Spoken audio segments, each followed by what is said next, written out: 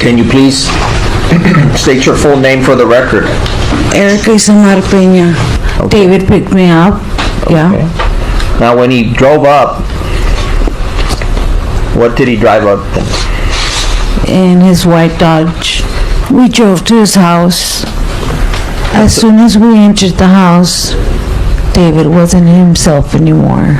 Very nervous.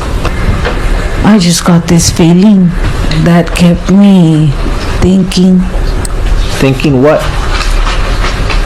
that maybe he was the one He was the one that what? that had been murdering. December 20th, 2018. South Texas. Just after midnight. A woman bursts into a gas station, barefoot, terrified, gasping for breath. Me sacó la pistola y me quería subir y yo empecé a gritar, help me, help me. ¿Ya se fue? Sí. Ay, me asusté bastante, sir. The clerk freezes. Her voice is shaking. He has a gun. He was going to kill me. I just know it. She's bleeding. Her clothes torn. Her eyes dart to the parking lot like she's being hunted. In seconds, police arrive. She gives them a name. A description. A vehicle. And then she says something no one expects.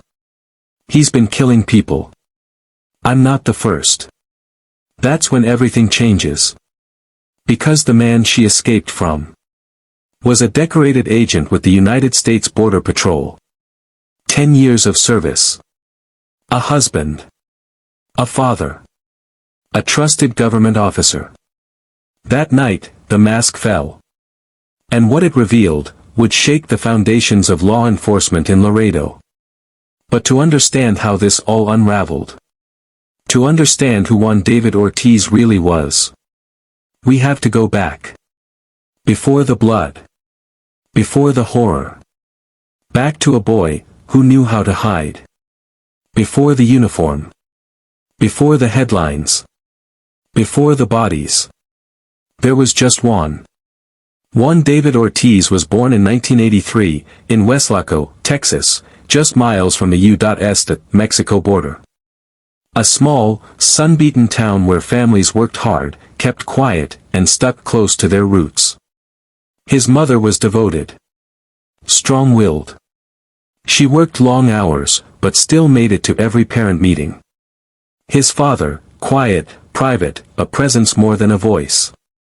They weren't poor, but every dollar counted. Life wasn't chaotic. It was orderly. Structured. Safe. Juan was the oldest of 7 siblings. A built-in protector. The one who was supposed to set the example. And he did. On paper. He wasn't the loud kid in class, but he was the smart one. Teachers liked him. He followed rules. Got good grades. Always said, yes sir, no ma'am. Neighbors would later say he was polite, well-behaved, a good kid. But there was always this distance. A strange emotional flatness. He didn't get in trouble, but he didn't get close either. It was like he was always watching, always calculating. By high school, he'd found structure in ROTC. Military discipline suited him. It gave him something to wrap himself around, rules, ranks, uniforms, purpose. He enlisted in the Navy and trained as a corpsman, medical support for Marines. He saw trauma. Suffering. But according to those who served with him, he was steady. Reliable. If he was affected by what he witnessed, he didn't show it. After the military, Ortiz returned to Texas and joined the U.S. Border Patrol in 2009. He climbed quickly, becoming a supervisory intelligence operator, overseeing anti-smuggling efforts and tracking cartel movement. To the outside world, he was living the American dream. Married. 2 kids. A steady job. A home in Laredo with a trimmed yard and birthday balloons in the backyard. Social media posts showed family trips and date nights. He wore a clean shave, a pressed uniform, a wedding ring. But behind the closed doors of that carefully built life, things were beginning to fracture. Friends say his wife, Daniela, was patient, supportive. But over time, something in Juan shifted. He became distant, cold, often absent. There were whispered arguments. Nights when he didn't come home until sunrise. He blamed stress. Said the job was eating at him. And maybe it was. The border had become a war zone, cartel executions, human trafficking, brutal conditions. But some officers managed. Juan didn't. He began showing signs no one wanted to admit were dangerous. He talked about sex workers with contempt. Not frustration. Contempt. They're ruining this town, he once told a coworker. Someone needs to clean this mess up. It sounded like venting, until it didn't. He spent long hours driving Laredo's backroads alone, at least, that's what he told his wife. And no one questioned him. Because in the eyes of his colleagues, Juan was still the model officer. He had clearance, access to classified intel, and the keys to entire operations. He gave briefings, mentored new recruits, and represented law enforcement at public events. No one saw the rot beneath the surface. Not his children. Not his wife. Not even the fellow agents he shared meals with. But something was building behind his silence. A kind of hunger. And it wouldn't stay hidden for long. It began like most of his nights, quietly, almost invisibly. Juan David Ortiz left home late that evening. He didn't need to explain where he was going. His wife had stopped asking. The job, he said, demanded strange hours. Surveillance, briefings, overnight runs, always something. But that night, it wasn't duty that called him out. It was compulsion. Melissa Ramirez was 29. She'd grown up in Laredo, knew every corner of it. She was the kind of person people in town forgot, but she never forgot them. People said she was soft-spoken, kind, almost too trusting. She had kids. She also had demons. She battled addiction, and like many women in her situation, she found herself on the street. Selling her body to survive. It wasn't a choice she was proud of, but it kept her alive. On September 3, 2018, Ortiz picked her up on San Bernardo Avenue. It wasn't his first encounter with her. He knew her. Had likely watched her. Waited. Melissa got into his white Dodge truck willingly. She may have even thought he was safe, he was law enforcement. She may not have known who he was, but she knew the type. Polite. Clean. Smiling. Somewhere along that ride, the tone shifted. Ortiz later said they had a conversation about evil. About how people who sell their bodies have no value. That's what he believed. And that night, he acted on it. He drove Melissa to a desolate stretch of road off the loop. No lights. No homes. Just weeds, brush, and dust. Then, he pulled out a gun. He shot her in the head. Point blank. No hesitation. No mercy. And he left her there, in the dirt, in the dark, under a wide, quiet sky. When her body was found the next day, authorities didn't suspect foul play at first. Just another overdose. Just another tragic loss in a town that had seen too many. Even when they confirmed it was a homicide, no alarms went off. No one imagined the killer wore a badge. Ortiz went home that night. Kissed his children goodnight. Ate breakfast with his wife the next morning. Put on his uniform and went back to work. And just 2 weeks later, he struck again. This time, it was Claudine and Luera. 36 years old. A mother. She too had struggled with addiction, and she too turned to sex work to survive. She was feisty, funny, street smart. She had dreams once, before the spiral took hold. He picked her up like Melissa. Same approach. Same routine.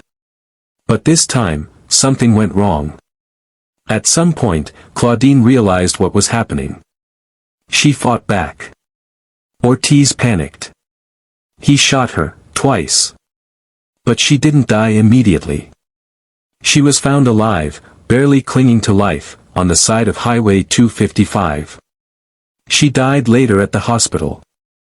And still, no one suspected him. The pattern hadn't been connected.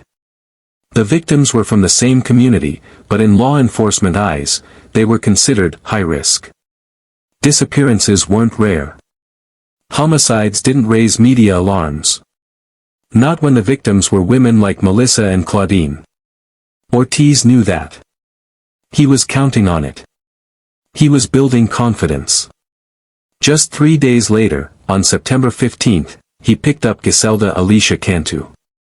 She was 35.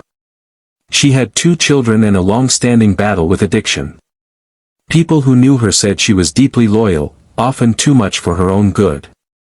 Like the others, she'd had brushes with police before. But no one could have predicted she'd end up in the hands of one. Ortiz didn't even try to hide what he was doing anymore. He drove Giselda to a secluded overpass, just outside the city limits. Then he shot her, twice. Dumped her body and drove off. By now, he was unraveling. The pattern was tightening, his behavior more erratic. The killings were getting closer together. And then came Janelle Ortiz. Only 28. No relation to Juan David Ortiz, despite sharing the surname. She was vibrant, even amid hardship. She had a daughter. She had a future, if someone had just given her a betrayal shot. But instead, she crossed paths with a man who decided who deserved to live and who didn't. She was murdered within hours of Giselda's death. By now, Ortiz wasn't even trying to space the attacks out. 4 women. 2 weeks. All connected. All in the same part of town. All women he viewed as disposable. But then, he made a mistake. He picked the wrong woman. She didn't die. And because of that, everything unraveled. September 14, 2018. It started like the others. Ortiz was on the prowl again, driving the same white Dodge truck, cruising the same streets near San Bernardo Avenue. It was late. The streets were mostly quiet except for the low hum of neon and the women trying to survive another night. That's when he saw her. Erica Pena. 26 years old. Strong-willed. Sharper than most. She wasn't new to the streets, but she trusted her instincts. They'd kept her alive this long. When Ortiz pulled up beside her, she didn't hesitate. He was clean-cut, polite, soft-spoken. She'd seen him around before. A familiar face in an unforgiving place. He looked safe. She got into the truck. But almost immediately, something was wrong. Ortiz wasn't making small talk. He was locked in, tense. Focused. She asked him where they were going. He didn't answer right away. Then he said something that stopped her cold. He's been killing people. Me sacó la pistola y me quería subir y yo empecé a gritar, help me, help me. ¿Ya se fue? Sí. Ay, me asusté bastante, sir. It was a moment. Just a sentence. But Erica's gut twisted. She glanced toward the passenger door. She looked for his hands. And that's when she saw it. The gun. Sitting right beside him. That's when it clicked. He wasn't just talking. He was confessing. And she was next. He kept driving, faster now, more erratic. Erica knew she had only one chance. She had to survive this. He pulled into a gas station on the edge of town. Maybe to buy time. Maybe to calm her down. As soon as he put the truck in park, Erica bolted. She didn't even open the door. She threw herself out and hit the pavement barefoot, sprinting across the parking lot like her life depended on it, because it did. She ran straight into the arms of a gas station clerk and screamed. "He's going to kill me. He's been killing people." Police arrived within minutes. At first, they didn't know what to think. A young woman, clearly shaken, trembling, bleeding from her feet. She told them everything she could. Described the truck. Described his face. Described the gun. And when she gave them a name, Juan David Ortiz, everything stopped. Because they knew who that was. He wasn't just anyone. He was a decorated agent.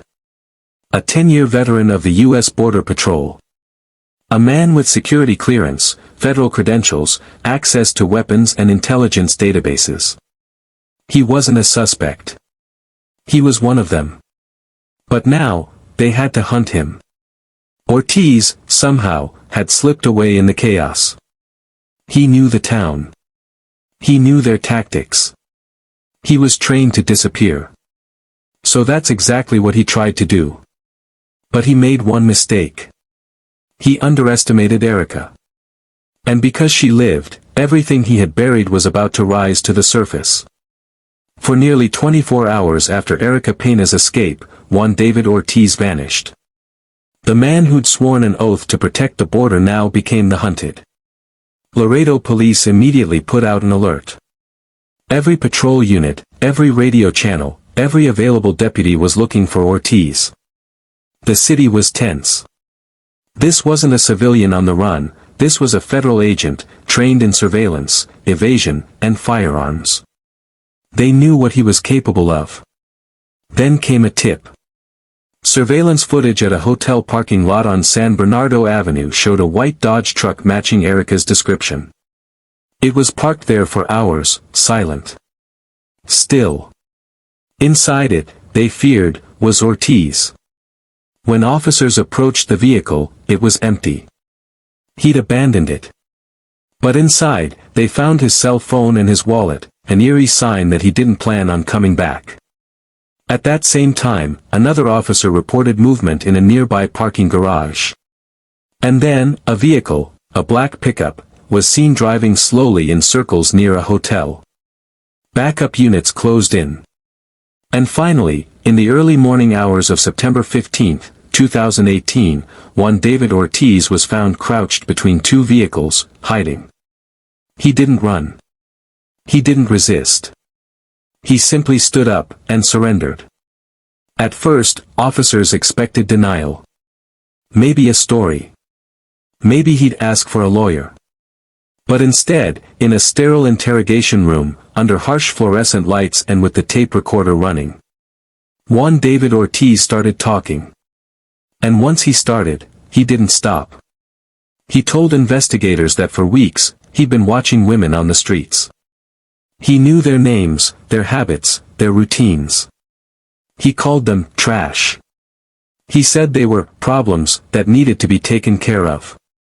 He described, in chilling detail, how he'd picked up Melissa Ramirez, drove her to a desolate area near Interstate 35, and shot her in the head.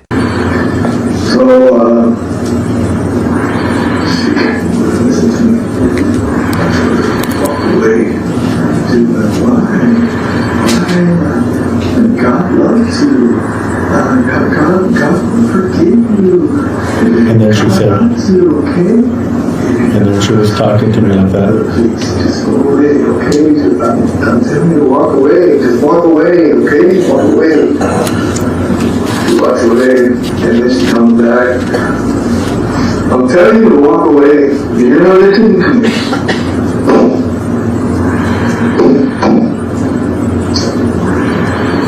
Then, Claudine and Luera, how she tried to run after he pulled the gun, and how he chased her down and executed her on the side of the road. He told them about Giselda Alicia Cantu, how he'd lured her with the promise of safety, and then left her body near mile marker 15. And then Janelle Ortiz, no relation, who he killed just hours before Erica's escape. He even admitted there was supposed to be a fifth victim, another woman he had picked up. But something in her demeanor made him stop. She had potential, he told investigators. I didn't do it because I saw something different in her. That one sentence, so casual, sent a chill through the entire room. This wasn't someone spiraling out of control. This was someone making decisions. Choosing who lived and who died. When they asked him why, he said something that would echo for years. I was doing them a favor. No remorse. No hesitation. Ortiz saw himself as a cleaner. Someone eliminating people he believed didn't deserve to live. And the most terrifying part? No one had noticed.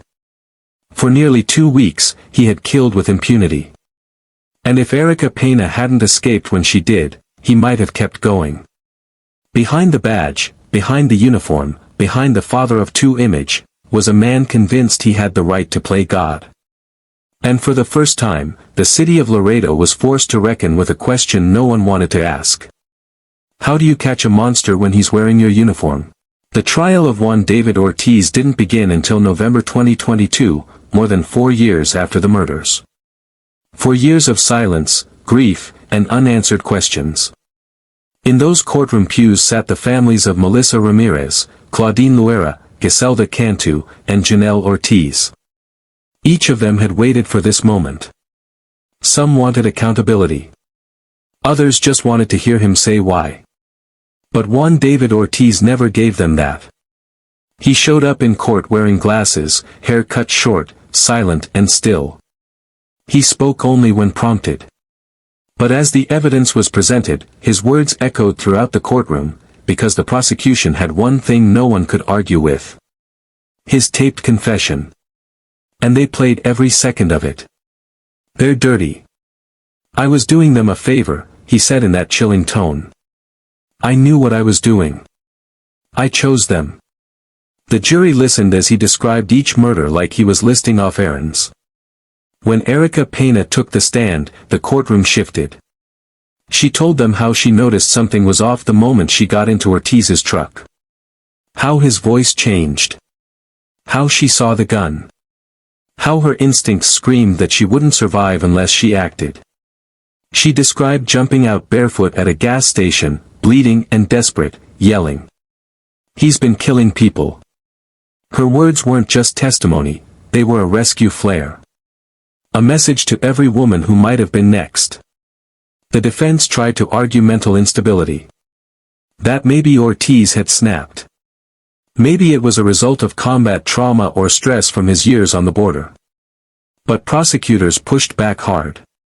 They showed calculated decisions. Surveillance logs. Phone records. The way he chose isolated spots, timed pickups, concealed his tracks. This wasn't impulse. It was planning. Premeditated. Intentional. The courtroom watched as photos of the crime scenes were shown. Maps of where the bodies were found. Testimony from officers who described how calmly Ortiz had confessed. Not once did he apologize. Not once did he cry. When the verdict came down, guilty on all counts of capital murder, Ortiz didn't flinch. He was sentenced to life in prison without the possibility of parole. No more clean clothes. No more shiny badge. No more illusion of authority. Just a number. Locked away in the Texas Department of Criminal Justice system for the rest of his life. But even with the conviction, something lingered in the air. Not relief. Not closure. Just a quiet, hollow question. How close had this man come to getting away with it all? In the months after Juan David Ortiz was sentenced, the weight of his crimes didn't vanish with the courtroom verdict. It spread. It settled in the homes of the victims' families, in every empty chair, every unopened letter, every birthday that now passed in silence. I had a very good connection with her. It was amazing. It was just a blessing that I was able to meet her. I was there for her for 5 years, and it was the best 5 years of my life. De chiquita As a girl, Melissa was very joyful, very joyful. What can I say? She was a very good daughter, very noble, Muy Very sonriente. happy. You can go to San Bernardo and they're gonna be like, oh yeah, that's my girl Janelle. She had this personality that everyone liked about her. She's always looked out for anyone around her. That's what everyone misses from her. What do you miss most? I miss our girl talks, our boy talks. I miss everything from her. You know, me and her could bond over anything and everything, really. I mean, she was my best friend. And you don't worry about her anymore. No, because I know she's in the heavens above. She's resting peacefully. She's healed perfectly. All her suffering, all her pain, she's healed perfectly. And she's happy. That brings my heart some peace, knowing that she's in the heavens above.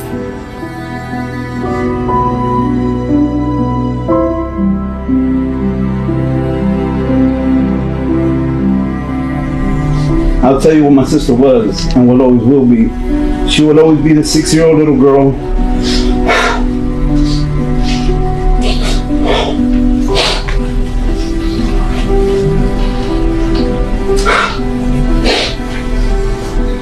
She was all I had, bro. She was all I had left. You took the last living member of my family, man. She would always be the 6-year-old little girl who would wake up in the middle of the night to walk her 8-year-old brother to the restroom because I was scared of the dark.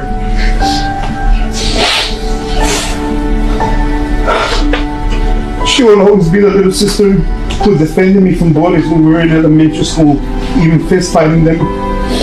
And she'll always be the little sister who cried just because she saw me crying. No matter who they are, no matter what people say, they had families, they were mothers, they were daughters, they were sisters. They are loved. They were daughters, mothers, friends.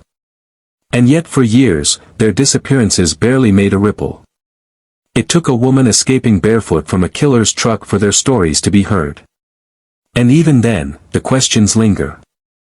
How did a man working for the U.S. government, trusted to uphold the law, hide this side of himself for so long? He worked for the Border Patrol for a decade, served in the U.S. Navy, lived in a suburban home, married, raised kids, showed up to work each day. No criminal record. No complaints. No red flags anyone followed. But behind closed doors, he was spiraling. And no one saw it. Or maybe, no one wanted to. Ortiz's case forced hard conversations across law enforcement agencies, especially those operating along the border. What happens when the pressure to maintain order blinds us to the warning signs within? In Laredo, some residents now look at officers differently. Not with hatred, but with hesitation. A feeling they can't quite shake. And for sex workers in the region, the fear never left. Many continued their work in silence, wondering if the next customer might be the next Ortiz. The scars go beyond the murders. They're in the systems that failed these women. The city that didn't listen. The culture that dismissed their worth. And the badge that gave a killer cover. December 20th, 2018. Erica Pena bolts from a moving truck and into a gas station, barefoot, bruised, breathless. He's been killing people, she told the clerk. I need help. In just those few seconds, a trap shattered. A secret exploded. And a timeline, carefully crafted and quietly brutal, collapsed. But it hadn't started there. It started years earlier. In a uniform. Behind a badge. In a quiet home with a wife and kids. In smiles exchanged with neighbors. In silence. Juan David Ortiz was never a shadowy stranger. He was right there, on payroll, on patrol, holding authority over the very streets where his victims disappeared. From Melissa Ramirez to Janelle Ortiz, every life he ended chipped away at a version of reality we were all supposed to trust, that the people hired to protect us actually would. But that trust eroded, quietly, like sand under a river. He called himself a cleaner. He said they were dirty. But the only thing being cleaned was his conscience. And it wasn't working. I knew I was wrong, he admitted in his confession. But I couldn't stop. By the time he was caught, he had almost killed a fifth woman. He even said she had potential, as if murder was a job and he was doing performance reviews. The scariest part? He might have kept going. He wasn't unraveling in a dramatic explosion. He was disintegrating slowly, and no one noticed. Not at work. Not at home. Not until it was nearly too late. Today, Juan David Ortiz sits behind bars, just another inmate. But the cracks he left behind haven't been repaired. Melissa. Claudine. Giselda. Janelle. Say their names. Because while he wore the badge, they carried the burden. And in the end, it wasn't a detective or a task force that stopped him. It was a woman, alone, in fear, and running for her life. The badge is supposed to protect. But when the person wearing it becomes the predator, who watches the watchers? If you've made it this far, pause. Think about what let this happen. Think about what nearly continued. And let's talk. Was Juan David Ortiz born a monster, or made into one? Leave your thoughts below. Respect the victims. Say their names. We'll see you next time.